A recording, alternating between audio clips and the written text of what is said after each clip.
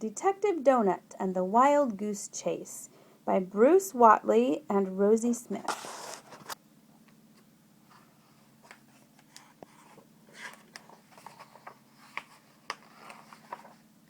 What do you know about mystery stories? Detective Donut. I have a feeling it's going to be a mystery since it's about a detective. It says Donuts and Mouse Detective Agency on the door, and it's backwards. Why do you think that is?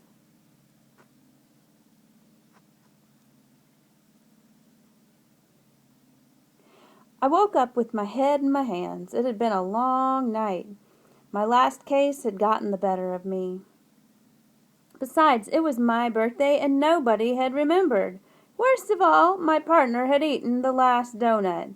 Then came a knock at the door. "Yeah," I said. Notice what that looks like, who's knocking at the door. That might be a clue. And there's Mouse. The strange bird walked through the door. "Donut?" she asked. "Yes, please," I said, "and a hot chocolate." "Donut," she said again. "I need your help." Then she told me she worked for Professor Drake, the famous archaeologist. "Professor Drake is missing," said the bird. "I need you to find him. He's got a statue that he needs me to take to the museum." Looks a little fishy. Look at the newspaper article here, On the Loose.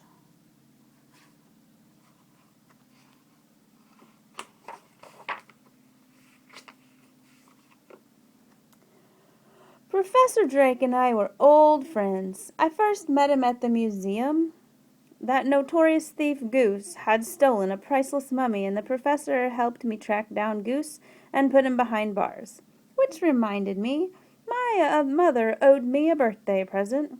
Anyway, the professor often traveled to far-off lands to search for ancient treasure. He usually told me before he left, though. Maybe this time he had forgotten. He also had forgotten to tell me he had an assistant. So here's a picture of Detective Donut and Professor Drake.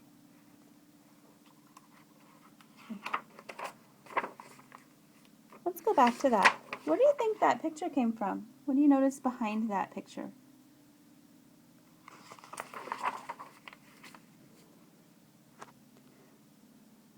How could I say no? I set out to look for my old friend.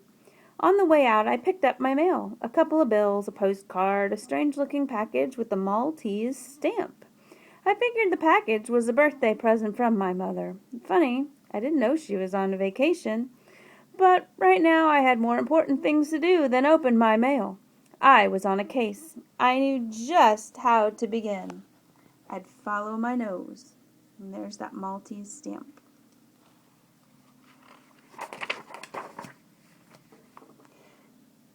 Eat at Joe's. What's eating? Of course. To Joe's Donuts. Hey, I was still out of donuts. Eating a donut or two always makes me think better. It was after my third donut that I had a first big break. Unfortunately, it was my big toe, and I seem to have lost my birthday present.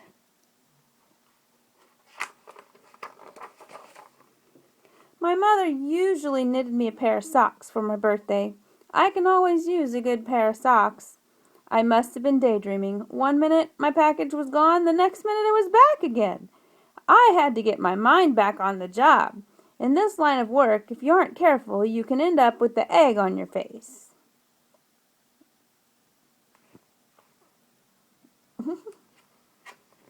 I don't think that's what he meant.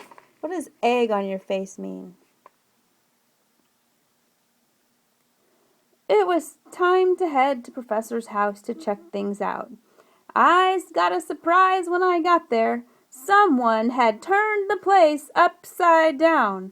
I guess they were looking for something really valuable.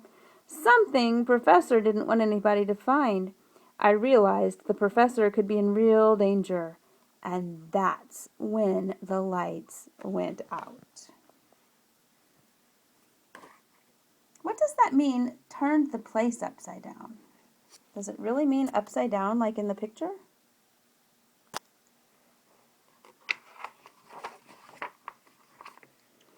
By the time the lights came back on, someone had turned me upside down, and my birthday present was gone. Then I heard a noise coming from the alley outside. The thief was trying to make a break for it. I took off after him. What did this guy want with my birthday socks? There's a clue. How'd the lights go back on? What would he do without the mouse? As I ran down the alley, I started to get mad. Real mad. I was supposed to be looking for the professor, but I was chasing my own birthday present instead. My socks would be too big for this guy anyway, and this dark alley was enough to give you goosebumps.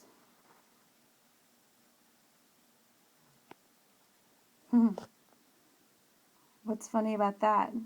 What was the dark alley enough to give you?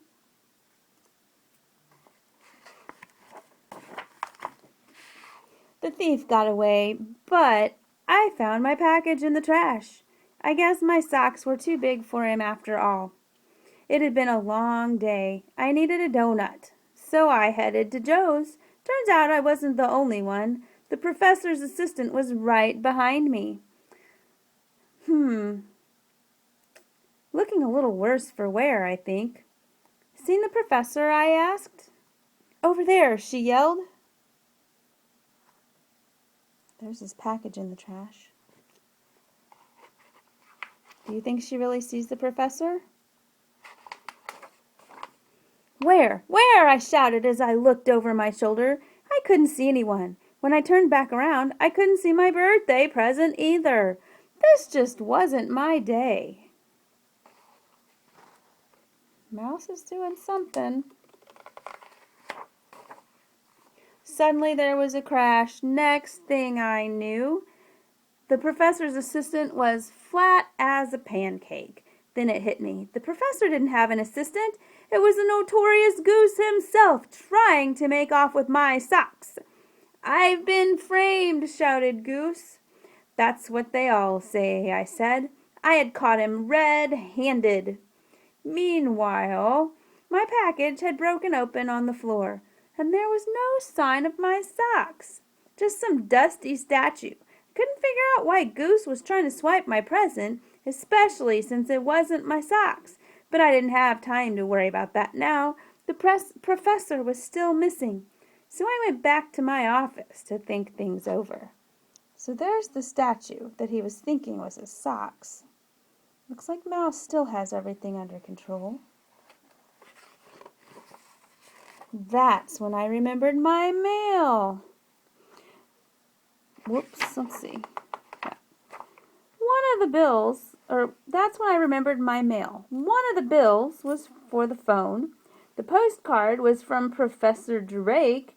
It said he knew Goose was on the loose and was coming after him to steal the statue. I quickly deduced that the package wasn't from my mother after all. The professor had sent me the statue for safekeeping while he hid out from Goose. The postcard said the professor would come out of hiding after I had delivered the statue safely to the museum. The professor would be so pleased to hear how I single-handedly closed the case and kept the statue safe. Not sure he single-handedly did that. What do you guys think? There's the statue again. He's resting his arm on it. And my mother had remembered my birthday after all. While I was out, she had dropped off my birthday socks. They were red and a perfect fit. She'd also baked my favorite birthday cake. It had been another long day, and another case was closed. Suddenly, the lights went out. What do you think happened? The other bill was for the electricity.